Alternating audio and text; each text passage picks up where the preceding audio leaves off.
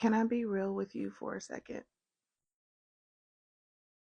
What do you do when the enemy doesn't just come for you, but he comes for your children? First, it was my health, then, it was my marriage, and now it's my children.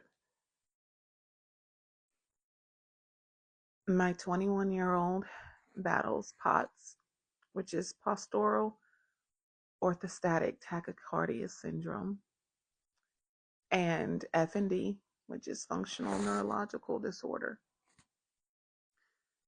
And as a mom, every day, I have to watch her fight for her body just to function. And now my 14-year-old daughter has been diagnosed with ARFID, which is avoidant restrictive food intake disorder and borderline anorexia.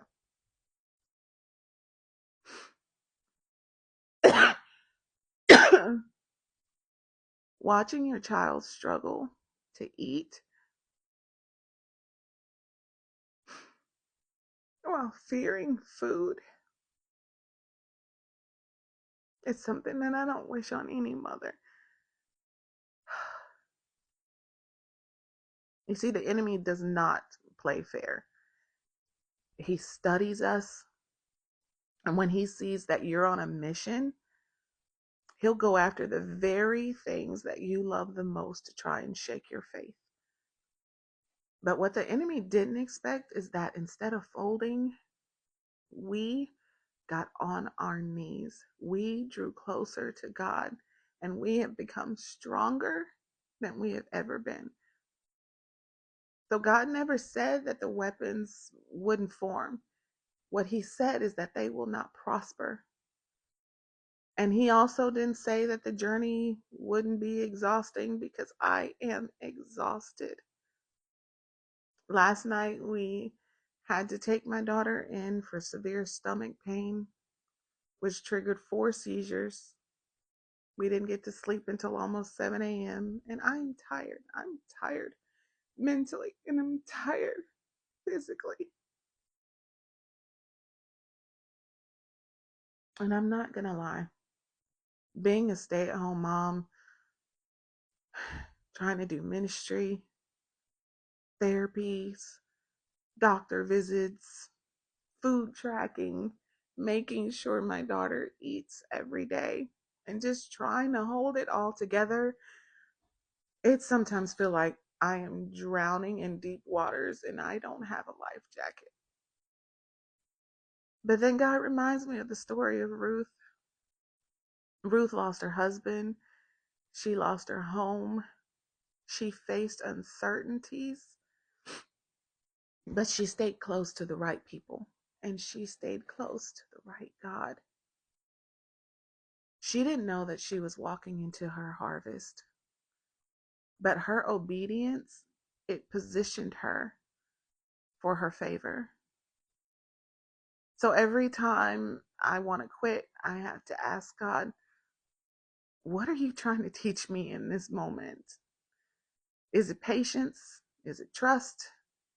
Is it surrender? And without fail, God always speaks.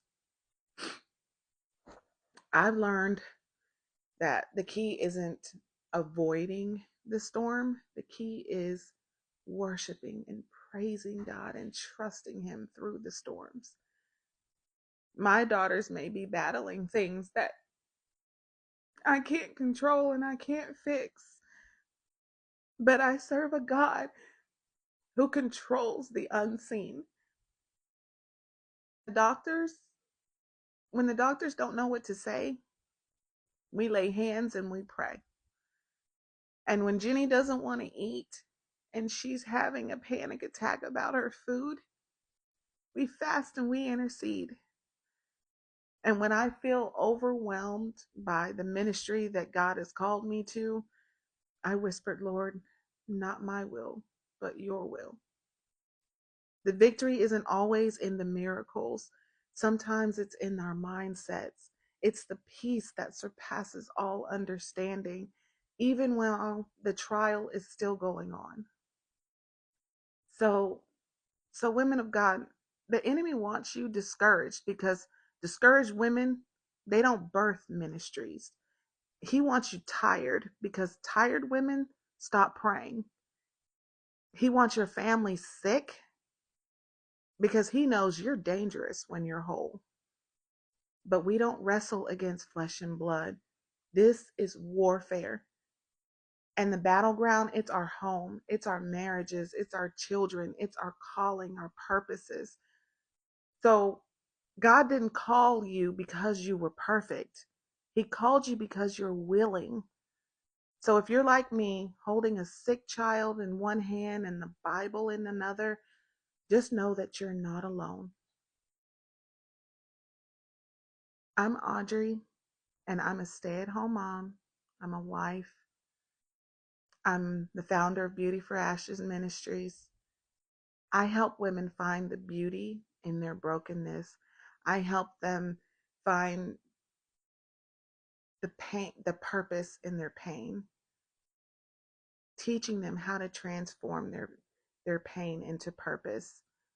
Because if God can use the fire in my life to light the path of another, then all of this is worth it. So if you're walking through a season where it feels like everything is falling apart and you want to know, I just want you to know that God is still writing your story. So don't give up. Don't shut down. Stay close. Stay rooted. Stay in position because you will rise from the ashes.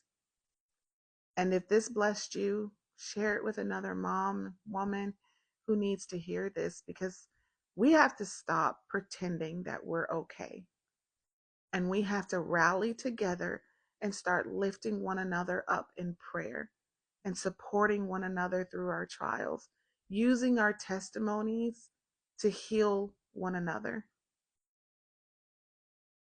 And until next time, keep trusting the process, keep embracing the journey, and keep trusting in God because He will never leave you nor forsake you.